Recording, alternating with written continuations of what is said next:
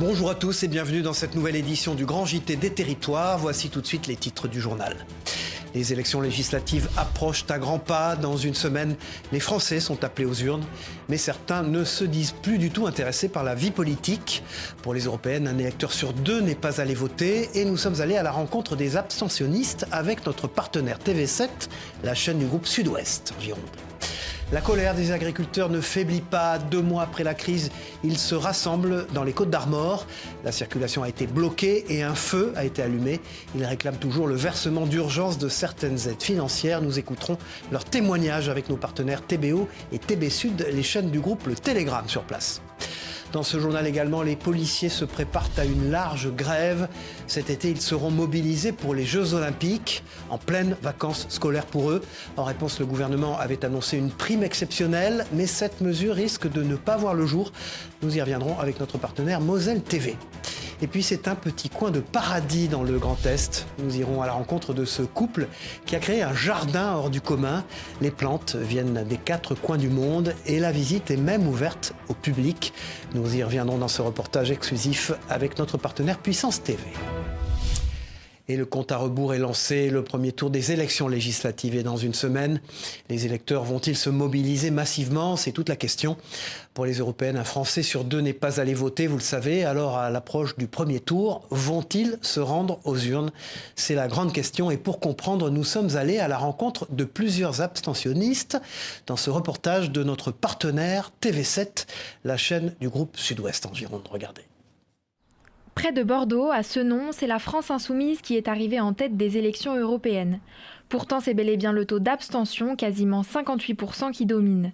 Cette habitante, par exemple, comme 7 Français sur 10, ne croit plus en la politique. C'est surtout que c'est toujours pareil, toujours des promesses, toujours des choses, des trucs, en fin de compte, rien ne bouge. Il faudrait que quelqu'un se change quelque chose. Mais là, bon, que ce soit d'un côté, que ce soit de l'autre, on a toujours les mêmes problèmes. Et donc cette année, j'ai dit, ben non, ça sera ce que le bon Dieu voudra. Elle fait partie des abstentionnistes résignés. Mais cette fois, certains d'entre eux ont décidé de faire entendre leur voix. Alors qu'ils ne s'étaient pas déplacés devant les urnes au second tour des présidentielles de 2022, pour ces élections législatives, il ira voter, mais pas pour faire barrage. Aujourd'hui, mon vote sera un vote de conviction et pas pour faire obstacle à tel ou tel parti ou telle personne, mais vraiment par conviction. Je vais voter pour le candidat ou les candidats qui m'intéressent et pour lesquels j'ai envie de voter. Ouais. Au Bouscat, où l'abstention a atteint presque 40%, les votants croisés ce jour-là comprennent la résignation quasi générale. On comprend que les gens sont las un peu de tout ça. Voilà, ils n'ont plus envie. Parce que justement, parce qu'on ne donne pas la voix à celui qu'on aimerait. On fait toujours contre quelque chose. Signe positif tout de même, le taux de participation enregistré aux élections européennes du 9 juin était le plus élevé depuis 1994 pour ce scrutin. Voilà, et l'annonce de la dissolution a aussi bousculé les calendriers des étudiants. Ils s'organisent rapidement avant les élections. Entre les vacances, le retour chez les parents et les jobs d'été, c'est compliqué. Leur emploi du temps est tout chamboulé. Pour voter sereinement, certains font donc le choix de la procuration, une solution efficace quand on ne peut pas se rendre aux urnes. Écoutons leur témoignage chez notre partenaire TL7 dans la Loire. J'ai voté à l'école élémentaire de Chavanel. Et là, du coup, pour les prochaines élections, j'avais pensé, normalement, je rentrais chez moi dans la région parisienne. Et là, j'ai un petit problème, c'est que du coup, il va falloir que je fasse les allers-retours sur les 2 dimanches. J'avais regardé avec ma copine pour partir en vacances. Et du coup, je vais faire procuration pour que mes parents votent pour moi. Les démarches, ça me fait pas forcément peur. J'ai ma copine qui l'a déjà fait, donc je verrai comment ça se passe en ligne et puis je suivrai ce qu'ils disent. Et puis les imprimeurs sont aussi débordés par ces élections. En quelques jours, il a fallu sortir des milliers de documents de campagne pour les 49 millions d'électeurs. Ils sont aussi confrontés aux règles très précises du code électoral. Et parfois, les candidats d'un même département sollicitent une seule imprimerie, comme à Saint-Nabord dans les Vosges. Julien Clavelin-Baquet et Thomas Herman, pour notre partenaire Vosges Télévision, s'est rendu sur place. Des centaines de milliers de documents électoraux par candidat à imprimer en 3 jours. Ce contexte de campagne éclair des élections législatives ne touche pas que les partis politiques, comme ici dans cette imprimerie à Saint-Nabord, sollicitée par 7 candidats vosgiens pour imprimer affiches, professions de foi et bulletins de vote. Il a fallu déjà trouver le papier, ça a déjà été compliqué parce que les papetiers ont été pris de court. On a dû faire 2 voyages sur Paris pour réussir à s'approvisionner parce que notre papetier habituel n'avait plus de papier. Il a fallu faire des équipes supplémentaires, travailler de nuit. Heureusement que les salariés étaient là pour répondre à la demande. Une cadence musclée mais imposée par la situation. Certains des candidats ont envoyé leurs documents de propagande électorale seulement la veille de la date limite de dépôt. Un timing très serré donc pour sortir ces pièces. S'agissant des professions de foi et des bulletins de vote destinés aux partis, leur nombre de tirages est proportionné à la population de chaque circonscription. Les partis, une fois qu'ils ont fait leur inscription à la préfecture, ils reviennent vers nous avec les quantités que leur ont donné la préfecture. On imprime et ensuite il faut qu'on envoie au routeur selon les conditions qui ont été définies. Il faut qu'on fasse toutes les listes qui nous ont été confiées en très peu de temps. On va être sur 3-4 candidats par jour. On est à peu près sur 100 000 professions de foi par candidat. Les dernières législatives vont représenter environ 60 000 € de chiffre d'affaires pour l'imprimerie. Cette année, elle en anticipe moitié moins. En cause, le bien plus faible nombre de candidatures. Celles qui obtiendront un score supérieur ou égal à 5% verront leurs frais de campagne remboursés par la préfecture. Et puis vous allez le voir, la colère des agriculteurs n'a pas cessé. 2 mois après la crise agricole, ils se sont rassemblés dans les Côtes-d'Armor. La circulation a même été bloquée et un feu a été allumé. Des remorques remplies de matériaux inflammables ont aussi été déversées. Ils réclament toujours le versement d'urgence des aides financières et des mesures climatiques. Écoutons l'un d'entre eux au micro de Mathilde Kemener, de notre partenaire TBO et notre partenaire TB Sud, les chaînes du groupe Le Télégramme. L'État s'est engagé sous 10 jours, on est 2 mois plus tard. Certes, les choses avancent et un certain nombre d'agriculteurs sont payés, mais encore loin de la moitié. Et il manque encore beaucoup de gens qui ne sont pas payés, qui sont dans des situations de trésorerie difficiles. On ne peut pas accepter ça, quoi. Et puis les maraîchers sont aussi en colère face au mauvais temps. Partout en France, la saison printanière a été beaucoup plus pluvieuse que la normale. Les fruits et les légumes ont parfois pourri même sous l'effet de l'humidité. Certains maraîchers parlent d'une des pires saisons qu'ils n'aient jamais connues. Dans les Hauts-de-France, la situation est critique et Jérôme Houbron est allé sur place. Jérôme Houbron de notre partenaire WEO TV, la chaîne de la Voix du Nord. Un ciel gris et des allées presque vides. L'ambiance est inhabituelle dans cette cueillette en libre service. La faute à une météo capricieuse marquée par de très longues journées de pluie. On devait venir déjà hier, on a remis. La semaine dernière, on a remis aussi à cause de la pluie. Puis on attendait les fraises. Avant, on en faisait des barquettes plein la brouette. Et là, on n'a qu'à fond de barquettes.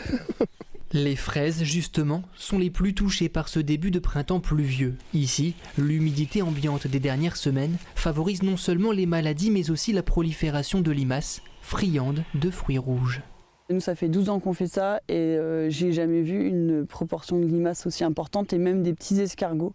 On met du produit bio. Et l'inconvénient du produit bio, c'est que dès qu'il pleut, il ne fonctionne plus. Mais du coup, comme il pleut beaucoup, c'est un cheminement qui est assez compliqué. Selon Météo France, depuis le début du printemps, la région a déjà connu plus d'1 jour de pluie sur 2. De quoi bousculer le calendrier des agriculteurs. Ces terres devraient déjà être semées en courge depuis 4 semaines. On a eu quand même quasiment 1 mois où on ne pouvait pas travailler normalement. Du coup, on espère avoir une belle arrière-saison sur le mois d'octobre parce que ça va reculer la date de récolte. Et si on les récolte trop tard et qu'on n'est pas en bonne condition suffisamment sèche, elles vont conserver moins longtemps et voire être moins grosses. Pour s'assurer une belle cueillette, mieux vaut se tourner vers les variétés de fraises dites tardives ou miser sur l'artichaut, l'un des seuls légumes à ne pas craindre les pluies abondantes. Direction la Martinique dans ce journal. L'île est depuis plusieurs semaines frappée par une sécheresse inédite. Et malgré plusieurs jours de pluie, les robinets sont de nouveau à sec. Dans certains quartiers de la capitale, aucune goutte ne sort des tuyaux. C'est une situation parfois très compliquée à vivre, notamment pour les personnes âgées qui ne sont pas toujours au courant. Un reportage signé Ryan Haneas pour notre partenaire Via TV sur place.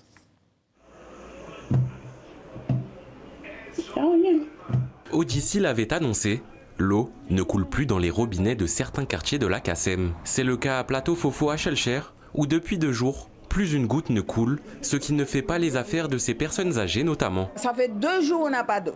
En plus, ça n'a pas été averti. Parce que c'est Mme Valdo, c'est elle qui m'a dit vers 7h30, elle m'a dit l'eau, il n'y aura pas d'eau. J'ai eu le temps de remplir qu'un seau d'eau, pas plus. Ce matin, livraison de bouteilles d'eau pour plusieurs habitants du quartier. Geneviève, hospitalisée il y a quelques jours, commence à manquer de stock. Ça là, c'est tout. Pour la toilette, voilà tout ce qui me reste. Aujourd'hui, il y a le robinet, je le lève, il n'y a aucune eau qui apparaît. Puisque je vous dis, pour faire ma toilette, c'est un combat, je suis obligée de prendre une petite bouteille. Là, je vais partir tout à l'heure chez ma fille pour aller prendre une bonne douche. Ça fait 3 jours que je n'ai pas pris vraiment une bonne douche. Alors pourquoi ici, un bâtiment senior en plus, on n'a pas d'eau? La ville de Schœlcher a mis en place un dispositif pendant ces coupures. Une distribution de packs d'eau pour les foyers en difficulté depuis plus de 24 heures. Dans ce bâtiment, 140 packs d'eau sont fournis aux familles. Régulièrement, on a pour habitude, quand il y a cette situation, bien entendu, qu'on puisse mettre à disposition des administrés des citernes pour les besoins usuels de la famille. Et en face, il y a une distribution d'eau potable qui se fait. Et comme tel est le cas aujourd'hui, on distribue des packs d'eau potable aux familles qui en ont besoin. Des citernes sont également installées par la commune dans différents quartiers, comme ici à Plateauroy.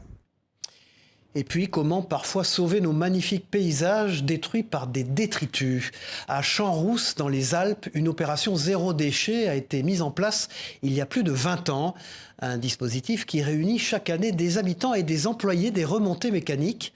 Ensemble, ils ramassent les déchets laissés par les passants et après des années de travail, ils commencent à voir les résultats. Regardez ce reportage de notre partenaire Télé Grenoble sur place. Des emballages plastiques ramassés par kilo et des mégots de cigarettes par centaines. Cela fait plus de 20 ans que l'opération Champs-Rousse Propre réunit des habitants et employés de la commune pour ramasser les déchets laissés par les touristes. On va faire les marches. Moi, ça fait 15 ans que je suis ici et d'année en année, on a de moins en moins de déchets. Donc ça veut dire quand même que les gens sont sensibilisés au respect de la nature et des stations, mais il y en a toujours.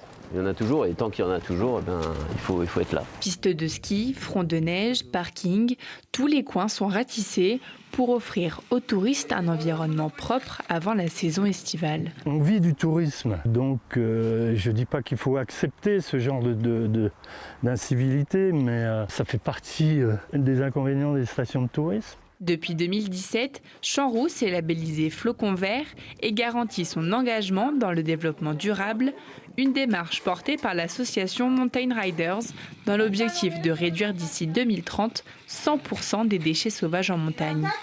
Pour aller plus loin, l'association Mountain Riders a demandé aux signataires, ils ont créé une charte qui s'appelle la charte Zéro déchet 2030.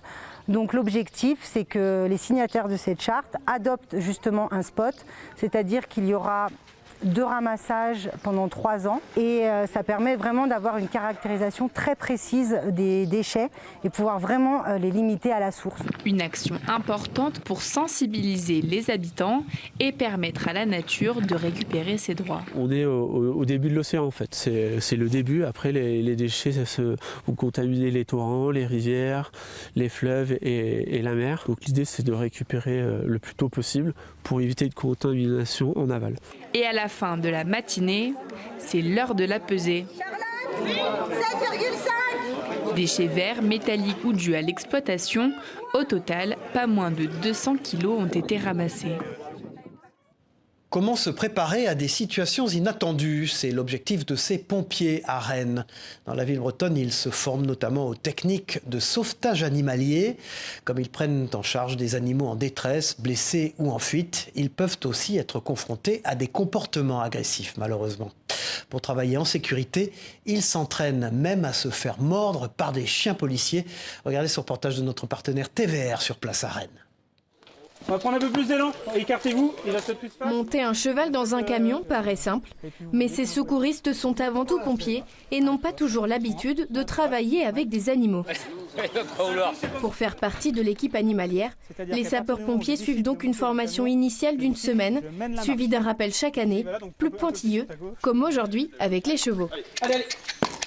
Nous, quand on va intervenir, c'est qu'ils n'ont plus leur comportement habituel, c'est qu'il y a une situation qui s'est passée, stressante ou haute, et donc du coup, le propriétaire ne peut plus agir par lui-même. Et là, c'est là où nous, on va pouvoir intervenir et pouvoir gérer au mieux cette situation-là. Avance.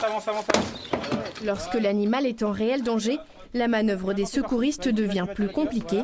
Ils doivent donc se préparer à toutes les éventualités. Le fait de travailler dans un cadre sécuritaire comme ça, ça permet d'appréhender les choses et puis de démystifier ce petit cheval qui est un peu majestueux et puis qui peut faire peur. L'équipe animalière peut intervenir pour des chiens, des chats, des reptiles ou même des animaux d'élevage, comme ici pour cette génisse retrouvée sur la rocade de Rennes. Du fait que cet animal peut présenter un danger de suraccident au niveau de la voie publique ou de la circulation avec les voitures et les camions qui traversent, pour les maîtriser, malheureusement, soit on arrive à les contenir dans un endroit qui est clos. La deuxième solution, c'est de les endormir. C'est tout l'enjeu de ces mises en situation.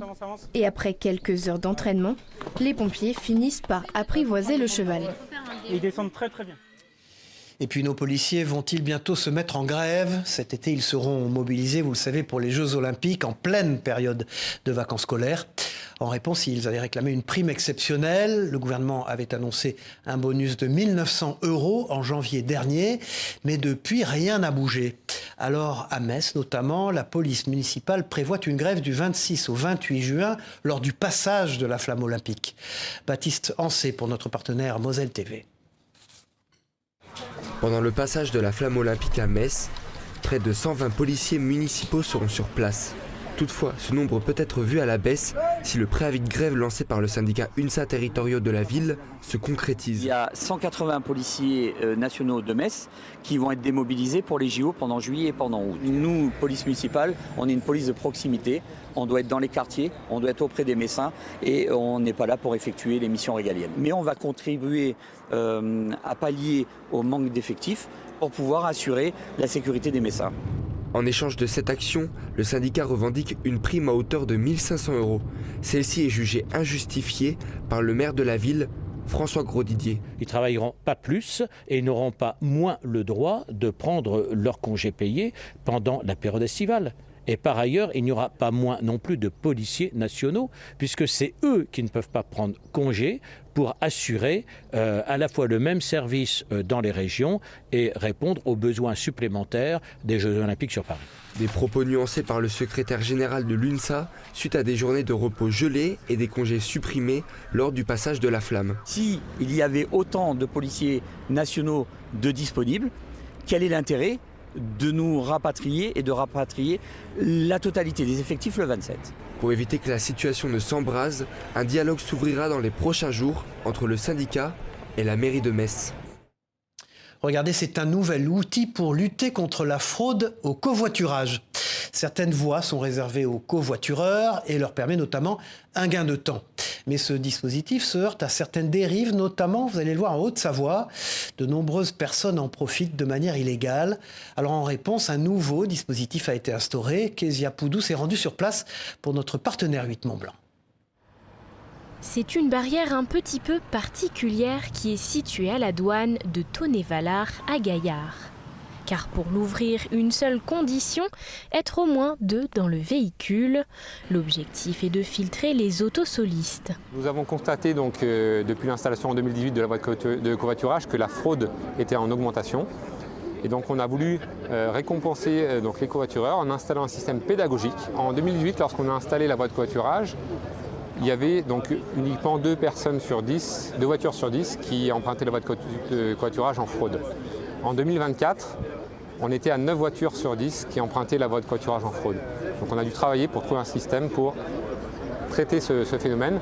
Une barrière a donc été installée 27 mètres après la caméra. C'est des systèmes qui fonctionnent avec une caméra infrarouge qui prend plusieurs clichés de la voiture pour essayer de voir à l'intérieur de la cabine. Les clichés sont anonymisés à la source, floutés, silhouettés, de manière à ce qu'on ne puisse jamais reconnaître les passagers du véhicule. Et ces clichés sont ensuite envoyés à un système d'intelligence artificielle, un réseau de neurones qui va après faire le comptage des personnes pour essayer de voir si le véhicule est éligible, s'il est covoitureur ou pas. Le principe est simple, si vous êtes seul dans votre véhicule, la barrière restera fermée et il faudra donc rejoindre les 2 autres voies de circulation. Une bonne nouvelle pour les covoitureurs qui devraient circuler de façon plus fluide, car pour rappel, la douane de Tonnet-Valard est utilisée par plus de 22 000 véhicules par jour et le quart d'entre eux la traverse entre 6h et 9h. Et puis retour dans ce journal sur la plus grande course d'endurance du monde. Regardez ces images qui avaient lieu le week-end dernier. C'était évidemment les 24 heures du Mans. Pour sa 92e édition, la course a été marquée par une nouvelle victoire éclatante de Ferrari avec sa voiture numéro 50. Une victoire qui restera gravée dans les mémoires, d'autant que cette édition 2024 fut celle de tous les records. Plus de 300 000 personnes étaient présentes sur le circuit. Et puis comme toujours, les 24 heures du Mans ont attiré leur lot de célébrités. Cette année, les spectateurs ont pu apercevoir le champion du monde de football, Zinedine Zidane, parmi les invités prestigieux. Et puis direction le Grand Est dans ce journal avec ce petit coin de paradis. En 40 ans, ce couple passionné de botanique a transformé son terrain en un véritable jardin exotique. Ensemble, ils cultivent des centaines de plantes venues des 4 coins du monde. Et l'endroit est si joli qu'il est régulièrement ouvert au public. Regardez cette visite guidée que nous propose Gueltas Philippe de notre partenaire Puissance TV sur place. Depuis qu'ils se sont installés ici, ils chérissent leur bout de terre de 2500 mètres carrés. Mon père, il faisait paître des animaux. 2 extensions plus tard, le terrain d'aujourd'hui, 7000 mètres carrés, est nettement plus fourni, le résultat de 40 ans de passion libératrice. Ça m'a aidé dans ma vie, ça a été mon jardin a été mon sauveur dans mon parcours de vie. C'est apaisant, c'est créatif aussi, voilà. Ça, voilà. Et puis ça ressource. L'occupation de fin de semaine est devenue avec l'âge une passion pour laquelle il ne compte plus les heures, ni même les kilomètres. Ce boulot que vous avez là, qui est présent là, on est allé le chercher à Bourg-en-Bresse. On a quand même fait 700 km aller-retour pour aller chercher un arbre. Le couple de retraités est rapidement devenu expert en botanique, captivé par la flore de toute la planète, comme ce conifère d'Amérique latine. Leur jardin, ouvert à la visite depuis 2001, est aussi pensé comme un lieu d'échange et de partage. D'avoir ouvert le jardin public, surtout ceux qui maintenant qui est passionné, c'est qu'on en tire des choses. On en tire des informations. Et on donne des informations. Et des relations aussi. Et des relations. Oui. On a des gens qu'on n'aurait jamais rencontrés en France, qu'on rencontre aujourd'hui. L'association que le couple a fondée permet à Françoise et Alain de vendre les boutures de certaines plantes rares et ainsi transmettre leur passion du jardin. Et puis c'est une autre exposition du côté d'Aix-en-Provence que je vous propose de regarder avec nous.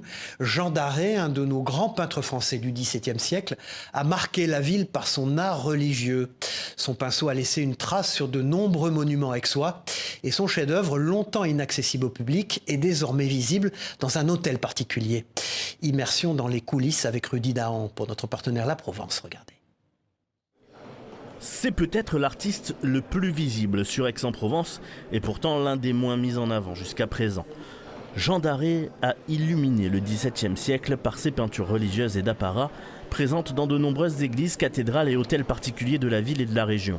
Il était donc logique de mettre en avant cet artiste d'origine belge qui a marqué Aix de son empreinte. Alors il y a des expositions que l'on met longtemps à préparer. Et donc c'est le cas pour cette exposition, parce que cet artiste, depuis le XVIIe siècle, n'avait pas eu une exposition monographique qui lui soit consacrée. Ensuite, c'est une exposition qui demandait beaucoup de restauration, beaucoup de préparation, faire en sorte que les collectivités, beaucoup de villes, de villages qui possèdent dans leurs églises de ces tableaux, acceptent de les faire restaurer, trouvent le financement pour les restaurer.